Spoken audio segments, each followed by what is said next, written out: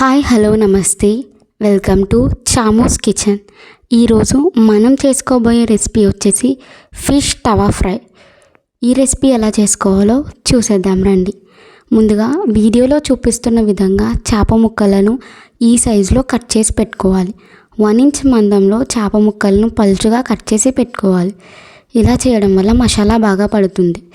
ఇప్పుడు ఇది మ్యారినేట్ చేయడానికి మసాలా కోసం 1 టేబుల్ స్పూన్ వరకు కారం, 1 టీ స్పూన్ ఉప్పు, దీనిలోనే 1/2 టీ స్పూన్ వరకు పసుపు, దీనిలో 1 టీ స్పూన్ వరకు ఫిష్ మసాలా వేయాలి.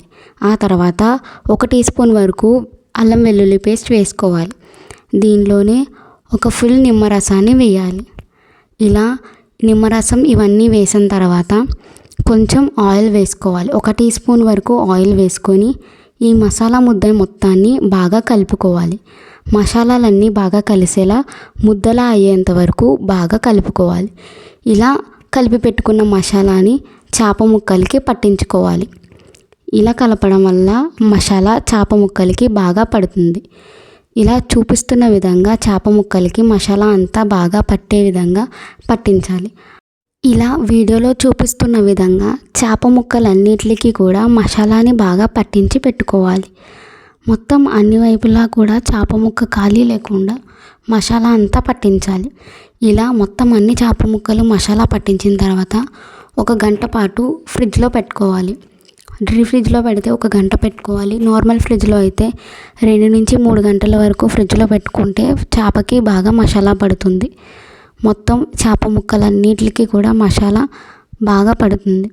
ఇలా 1 అవర్ తర్వాత తీసి చూస్తే చేప ముక్కలకి మసాలా బాగా పట్టి ఉంటుంది.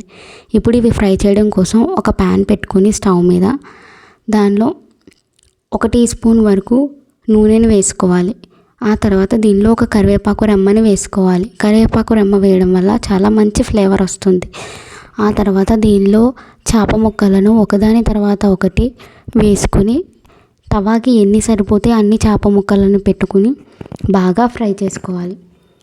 వెంటనే కదపకుండా మసాలా అంతా పట్టి కొంచెం బాగా వేగిన తర్వాత ఒక సైడ్, ఆ తర్వాత ఇంకొక సైడ్కి తిప్పుకుంటూ నెమ్మదిగా తిప్పుతూ వేయించుకోవాలి.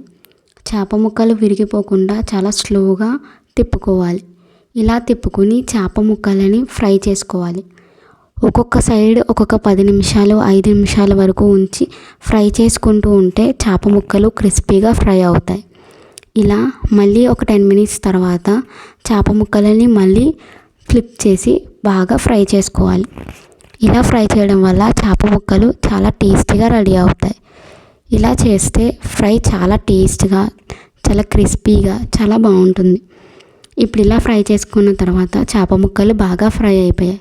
ఇప్పుడు తీసేసుకొని సర్వ్ చేసుకుంటే ఫిష్ తవా ఫ్రై రెడీ అయిపోతుంది. చూడండి ఫిష్ ముక్కలు ఎంత బాగున్నాయో. మీరు కూడా ఈ రెసిపీని ఇంట్లో ట్రై చేసి మీకు రెసిపీ ఎలా వచ్చిందో మీ ఫీడ్బ్యాక్ని నాకు కమెంట్స్లో చెప్పండి. మరిన్ని మంచి రెసిపీస్ కోసం చామోస్ కిచెన్ని సబ్స్క్రైబ్ చేయండి. Thank you for watching this video.